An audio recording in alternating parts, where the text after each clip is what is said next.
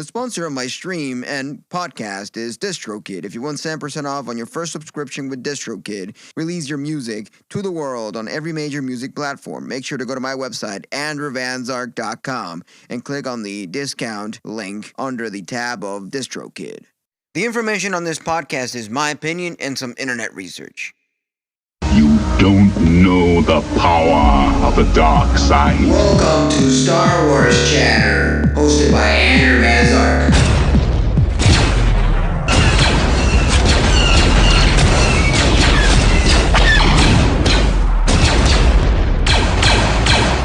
Now you're listening with power.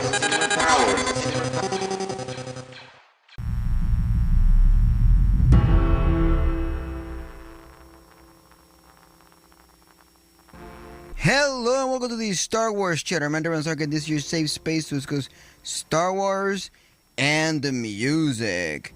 Now let's get ready with that awesome start to Ahsoka Tano, episode 1 and 2 from season 1.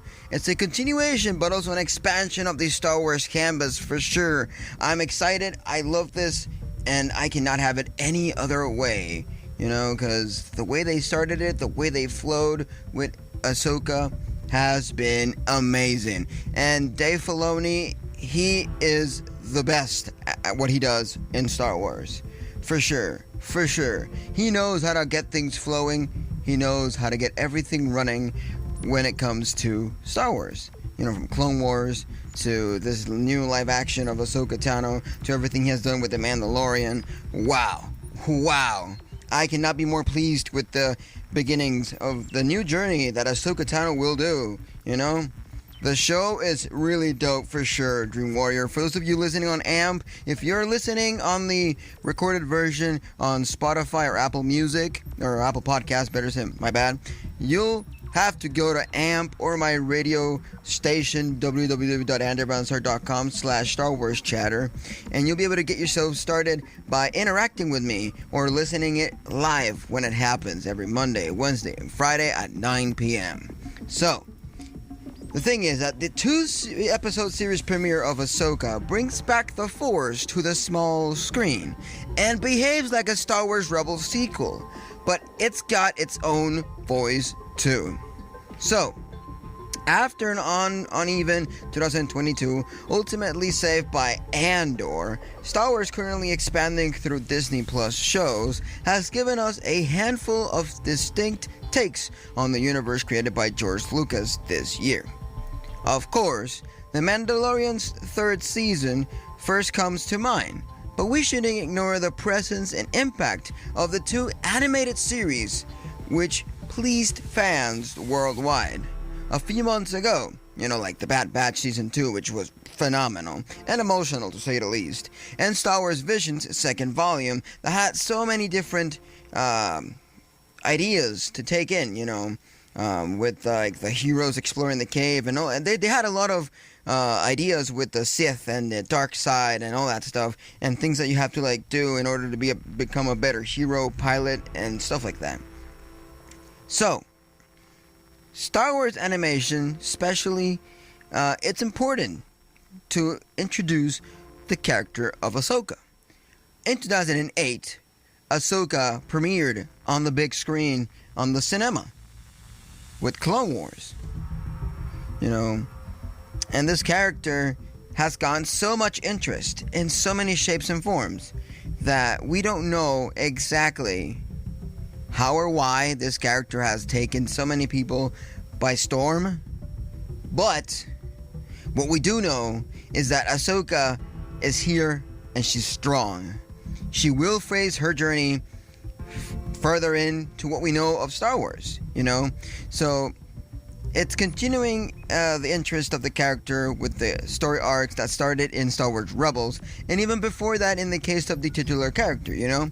So that series wrapped things up quite nicely as a prequel of sorts to the original trilogy of movies. But also used its space and own cast of characters to chart new paths for the Star Wars mythos and reframes much of the universe's more mythical side. So, Ahsoka Tano, Ahsoka Tano wasn't a lead character in Rebels, yet her presence in it was extensive and was really, really good. Thank you, Gaiadet. Thank you for that. So, the extensive presence of Ahsoka Tano, especially towards the end, and even if that show had a closed ending, it'd be hard to ignore for too long that Anakin Skywalker's unexpected Padawan during the Clone Wars is still wandering across the galaxy. After the fall of the Empire, with her creator and Star Wars animation mastermind Dave Filoni at the helm, Ahsoka's own series aims to explore what her place in the larger story is, while also setting up the menace that lurks around, you know?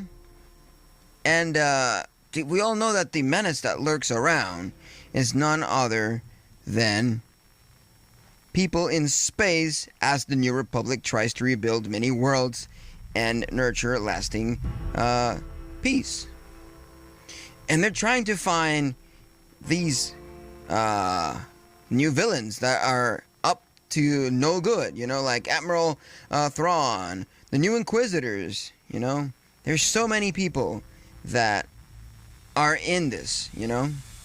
So, if you're not okay with all this, there's going to be spoilers ahead for Ahsoka Episode 1 and 2, Master and Apprentice, and Toil and Trouble.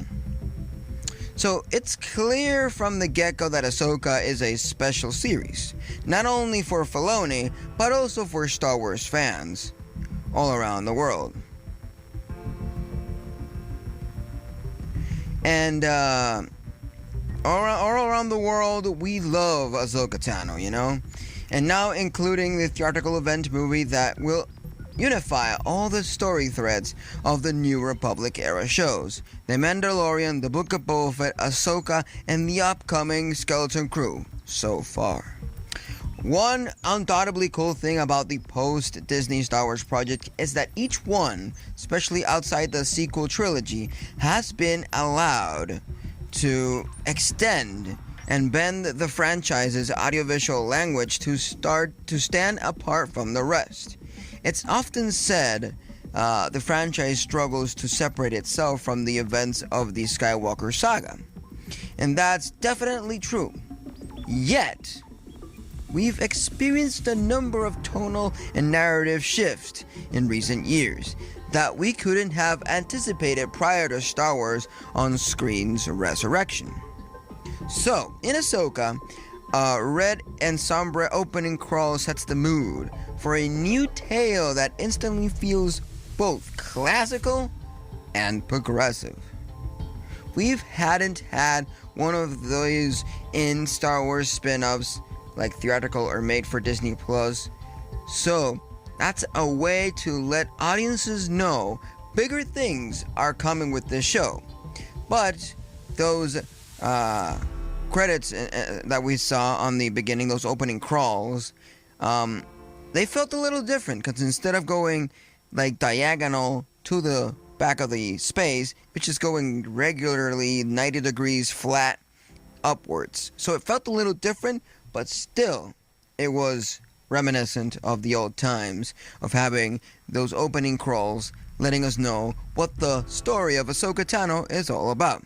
So, similarly, the first scene is a transparent inversion of A New Hope's, with a small ship approaching a larger vessel, which brings to the New Republic. So things instantly go south as two mysterious Force users, the late Ray Stevenson and Ivana Sankno, with orange-red lightsaber, crush any and all resistance between them and an important prisoner, Morgan Elsbeth, done and portrayed by Diana Lee Inosanto. So the minor villain we meet in The Mandalorian Chapter 13, The Jedi, Ahsoka's debut in live action. So last time we saw her, she had lost control over the population of the planet Corvus, after a brief duel with the Jedi outcast. Also, she had given up a vital information of none other than Grand Admiral Thrawn's whereabouts, who had vanished into hyperspace along with the Padawan Ezra Bridger during Star Wars Rebels series finale. Hence why we see a lot of Ezra and on communicators recorded, and we see that they're trying to find Ezra at some shape or form. So meanwhile, Ahsoka is researching for a relic on an unknown planet. Her introduction feels both Kurosawa-ish and Indiana Jones-ish style. You know, we've come to expect all the time from Dave Filoni, who's always stuck close to George Lucas' most basic inspiration while opening up the universe's possibilities, often through its more mysterious elements, you know, because Dave Filoni has been keeping things as pure as possible. Dave Filoni is the only person behind Star Wars keeping things classical yet modern and fresh. You know, he's not trying to do something completely out of the nowhere, completely new. No, he's there to do things as, you know, authentic as possible, but keeping George Lucas' mindset. You know, that's what he's trying to do this whole time, and I love that. I love that from Dave Filoni. Dave Filoni, like I said in the beginning of the episode, he is amazing, and I mean amazing. He has never ceased to fail, and hasn't ceased to get things, you know, out of hand in any shape or form. I will continue to consume anything that has to do with Dave Filoni, you know. So don don don don da don da don don. Haha, yeah, that's how it be. That's how it be.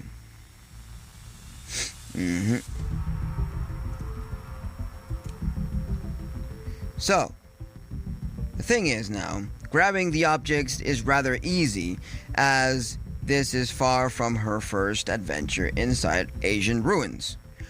But, and hear me out, she's instantly surrounded by a group of HK-87 assassin droids, first seen in The Mandalorians serving Elspeth.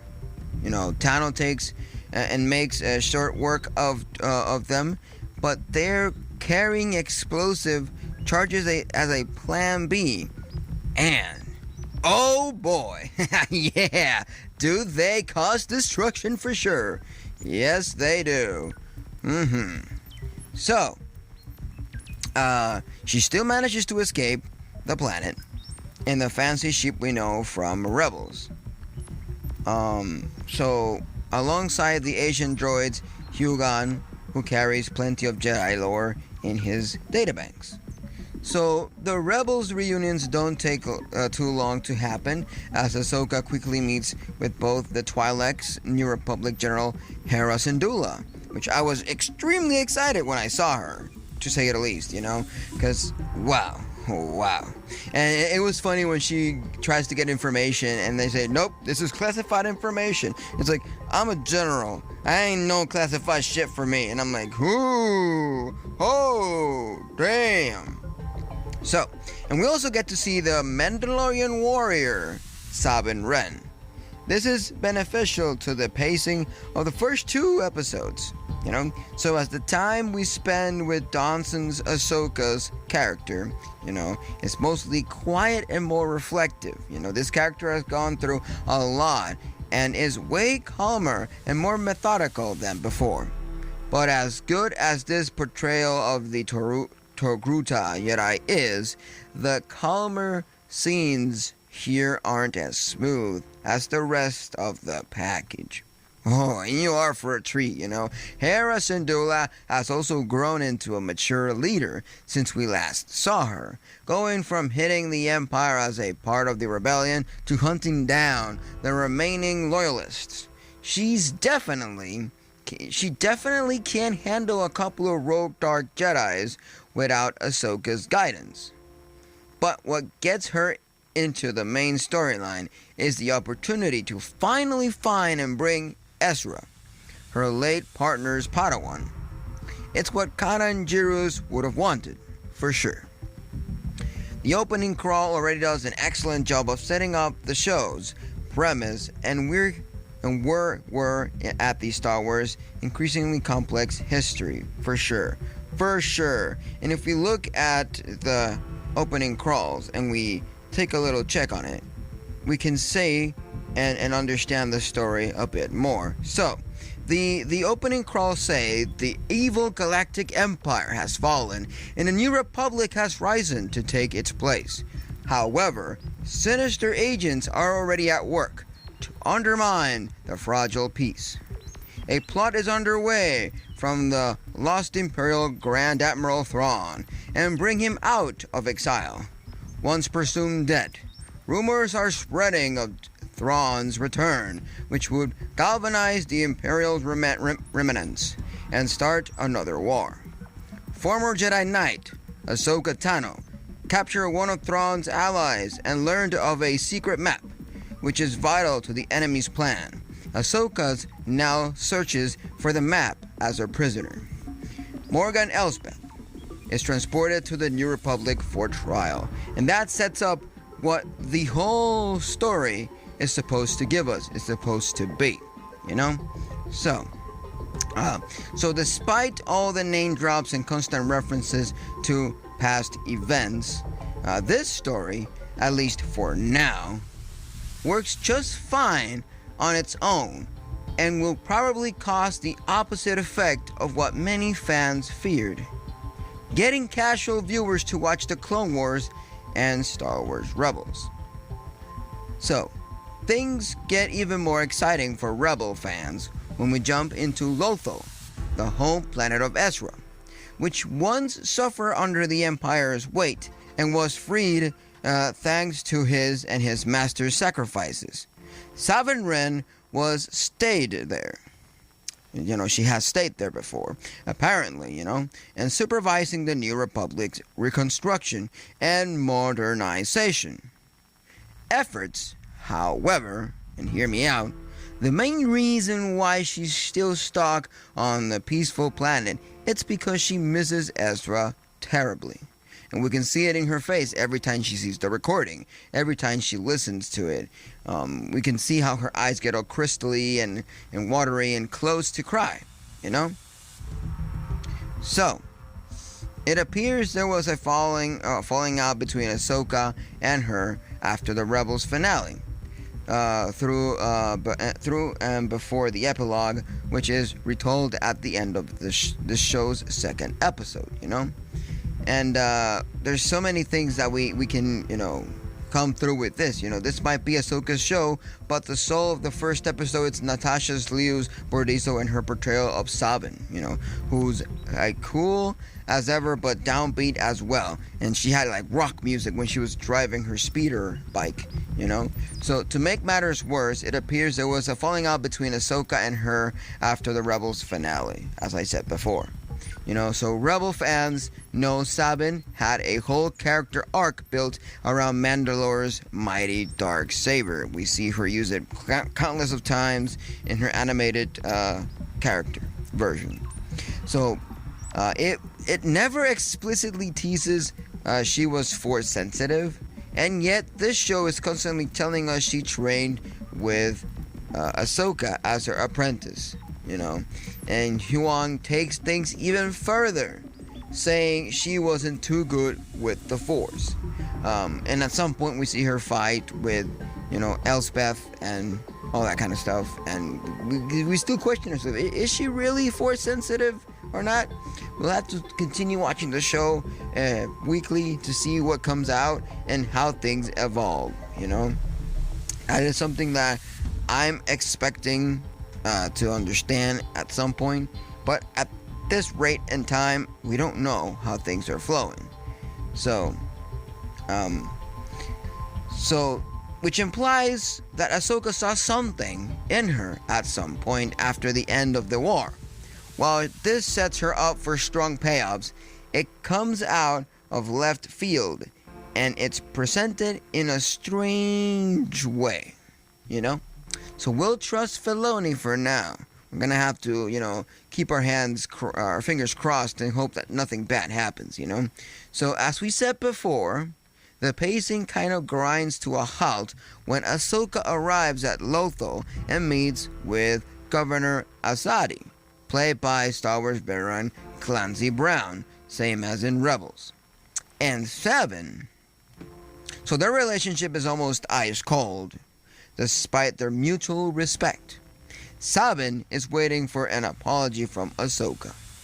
Again, we'll have to wait to learn what happens that sent the Jedi away from her.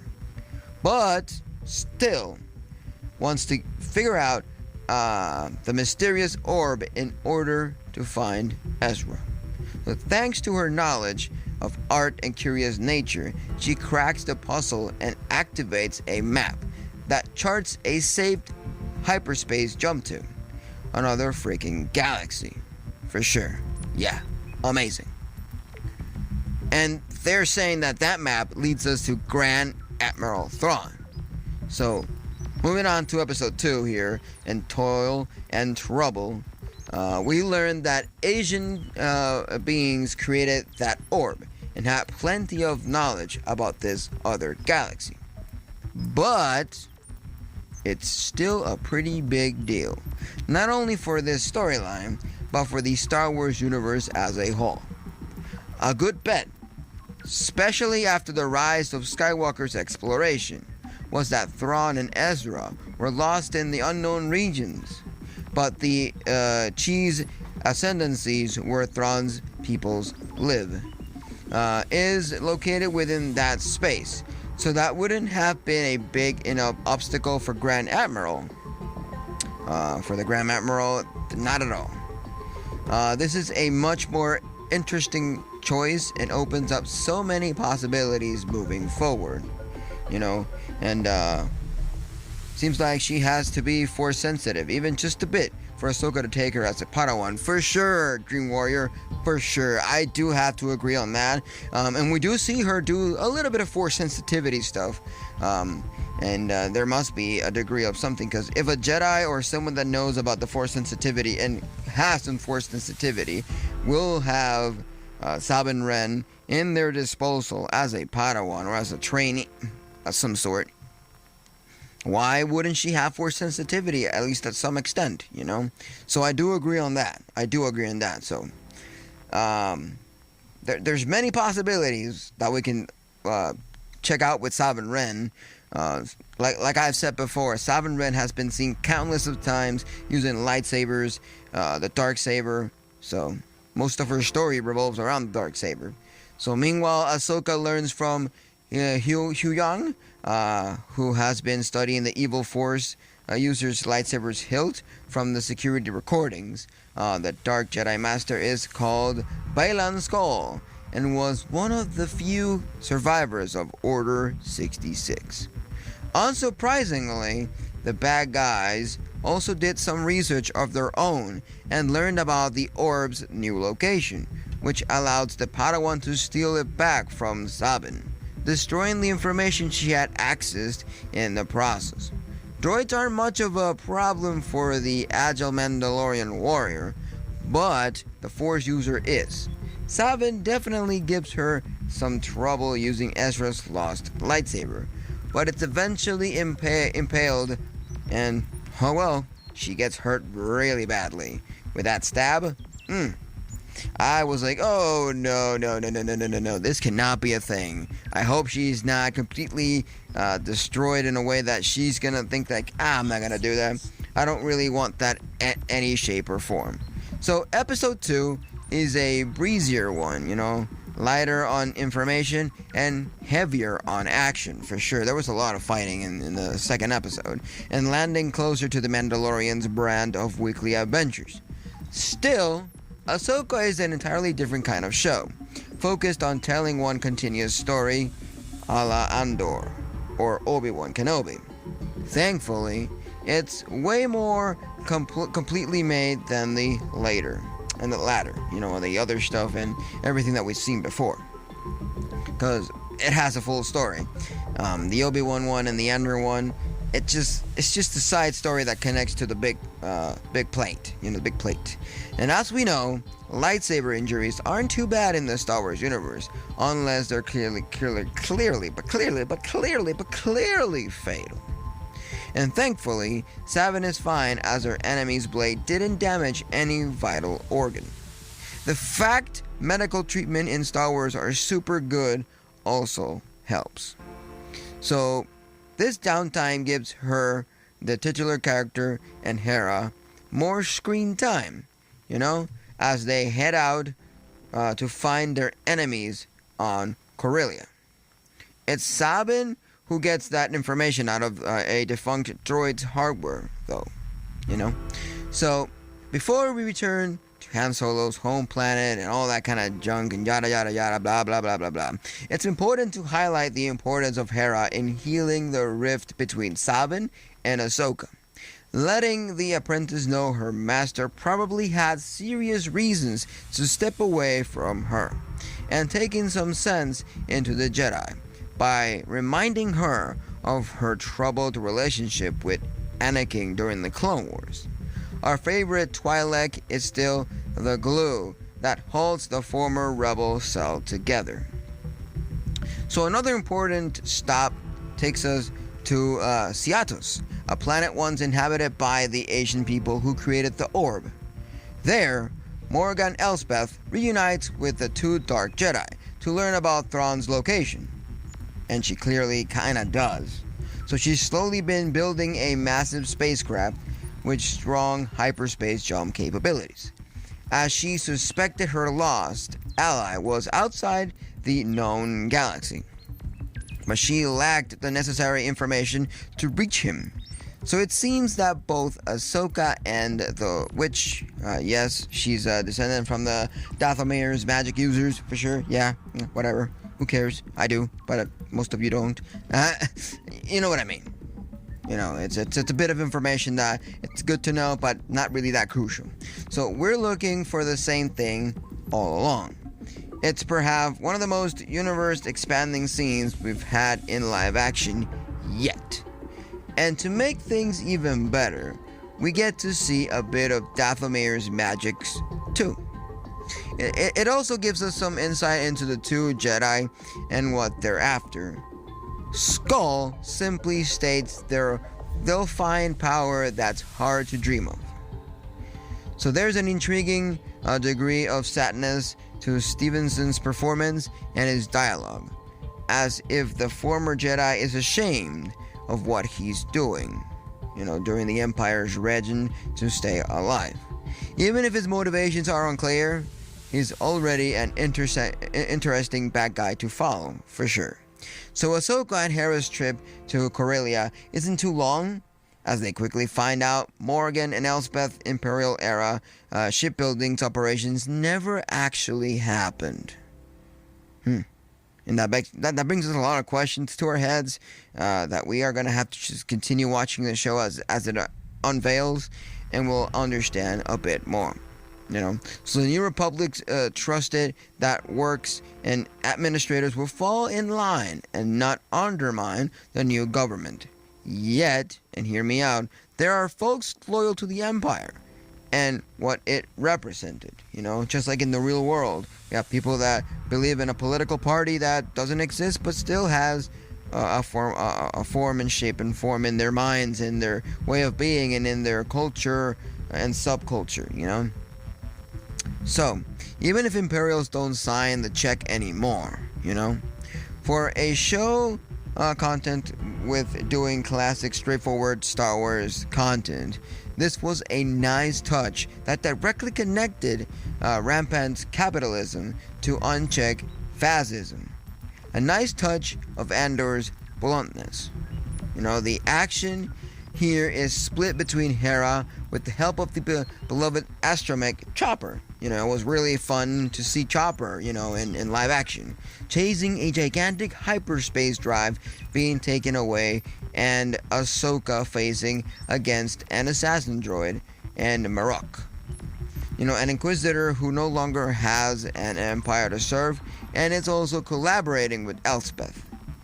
For now, hear me out, for now, he's just a regular mini-boss for Ahsoka to fight ahead of Baylan and his apprentice.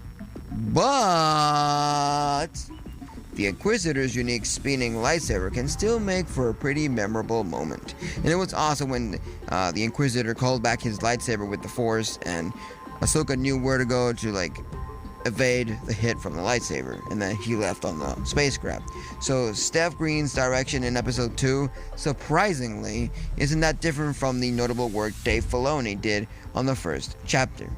However, that's okay. That's okay. No need to feel bad about that. So as the entire double episode premiere looks remarkably clean, and the production value shines like in many of The Mandalorian's most technical impressive episodes, Andor remains king of live action Star Wars shows when it comes to presentation though. Because I would say the drama in Andor, wow. Yes.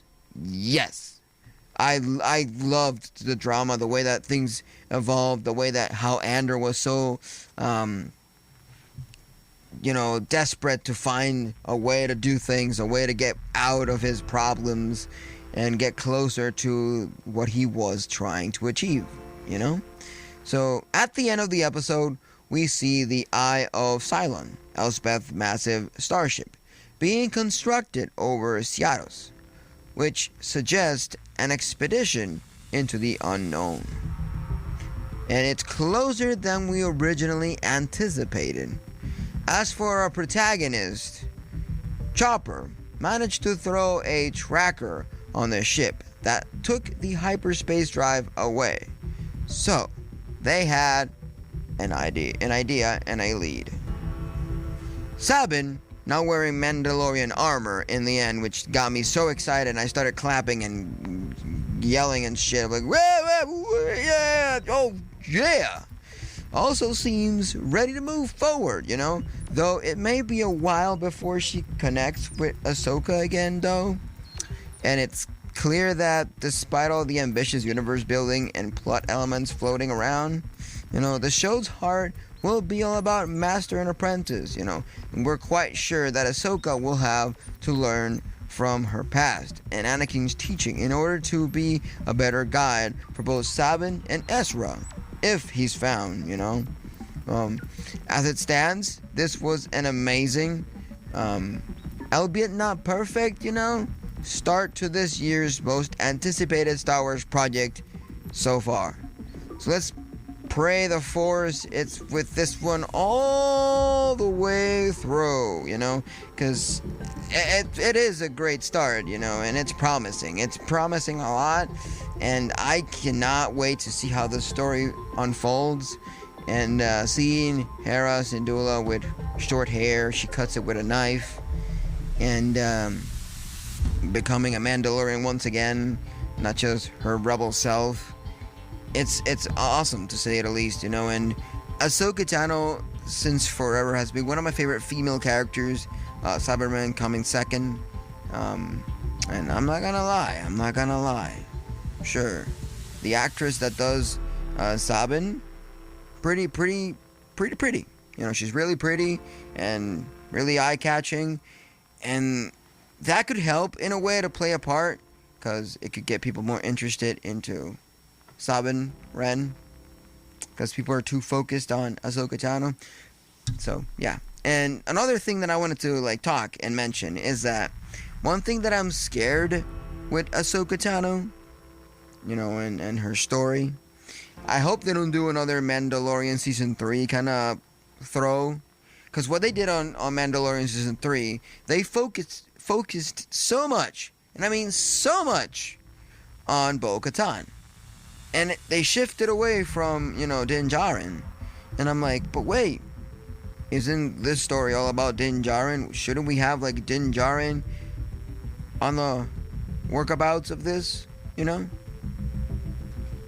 And I hope this doesn't become a Sabin Wren show, even though it's portrayed as Ahsoka, Star Wars Ahsoka, Ahsoka is a Targutan, and I love her race, I'm interested to see how this continues, how this falls into a better story. I wonder what's gonna happen after this show is done, how we're gonna connect to the next things to come. The Star Wars story seems to keep expanding to a degree that is amazing. There's already a lot of things that are legends that are being canonified. You know, Grand Admiral Thrawn being one of the canonified characters that was laying for so long, since I think the early 2000s. So Ahsoka is amazing. You can watch the 2 episodes right now on Disney Plus. You know, you're gonna have a blast. You'll have 2 hours of fun, and I couldn't have it any other way. This show blew my mind. I hadn't had myself blown away from a Star Wars live-action TV show since The Mandalorian. You know, I've seen everything, because I review and I talk about Star Wars 3 times a week, excluding what my girlfriend's gonna say, because my girlfriend's gonna say, "Oh, what are you talking about on Advanced Arc? You're always talking about Star Wars." Hey, hear me out, Kiraitone. It's never enough to speak about Star Wars. We can always have ourselves a chit-chat about Star Wars. Lightsabers, blasters, droids, spaceships, hyperdrive, hyperspace communicators, you know, transceivers, you know, Force-sensitive people, dark Jedis, Sith Lords. All that it's great, you know? Exactly, Dream Warrior. It's been amazing so far, and I am completely blown away. You know, Dave Filoni never ceases to fail. Never does. Never at all. At all. So, I hope that Dave Filoni continues. I hope that season 4 of The Mandalorian does happen. I think I heard that they're not going to turn it into a film, and they're going to continue doing TV show. I would have liked a short film, like maybe an hour and 50 minutes or a 2-hour film. That would have been nice to make it as the continuation to season 4, and then we do actually season 4, like maybe do like a bridge from season 3 to season 4 as a film, a short film that gives us a little bit more of story, but at the same time it connects us and starts season 4. You know, something like how Inuyasha, for example. Inuyasha does that. In between the series, there is some films that continue the series. So why can't we do that with The Mandalorian? The Mandalorian could be great to see on the big screen. I'd love to see Din Djarin on the big screen, Grogu on the big screen. Wouldn't that be amazing? Wouldn't that be fun, you know? It would be fun, you know? Hey, Kid Aitone, you have said that countless of times, like, hey, don't you talk about something else than Star Wars? And I'm like, no, I'm in the galaxy far, far away. I even made you a happy birthday card based on Star Wars. I am always in the galaxy far, far away, you know? I'm always there. There's no other time where I'm not gonna be talking about the galaxy far, far away. Same thing with my music and my drumming and all that. I'm always talking about those things constantly. And I know I should cool it down a bit and take it down a notch, because I might be boring you out sometimes with my constant Star Wars drumming and music and audio compositions and audio production topics. But it's something that I love a lot. And if you're gonna love me, you have to love some of those things, or at least listen, or at least take a chance to listen. Me, a liar? I'm not a liar, pants on fire. Not at all. So, Dream Warrior is saying here that I wonder if they're setting up Thrawn to be the Thanos of this era of Star Wars. Oh, dude, I have not thought about it that way, and I think that could be a thing. Thrawn being the Thanos of the Star Wars universe. That could bring so many questions to the table. And perhaps connect him somehow to the origin of the First Order. Oh, wait. Yeah. I can see that happening. You know, I can clearly see that happening, because the First Order happens right after the New Republic.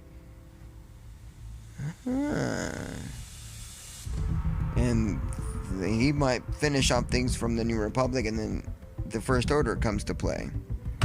It's kind of weird and sad how the TV shows of Disney Plus of Star Wars, they barely touch the First Order kind of story, you know?